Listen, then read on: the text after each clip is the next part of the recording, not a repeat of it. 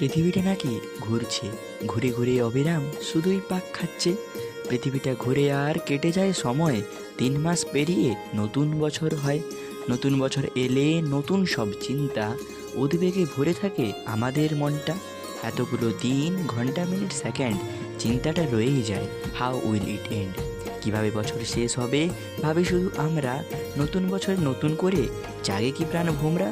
পুরনো বছর শেষ হয় হাসি কান্না মজাতে, নতুন বছর আসে কি দুঃখটা ভোলাতে। নতুন বছর মানেই সব কিছু নতুন নয়, পুরনো সব কিছুই থাকে, সংখ্যাটার বদল হয়। তার সঙ্গে বদল হয় ঘরের কোণের ক্যালেন্ডার, বাড়ি গাড়ি জিনিসপত্রের মতো ছোট ছোট ব্যাপার।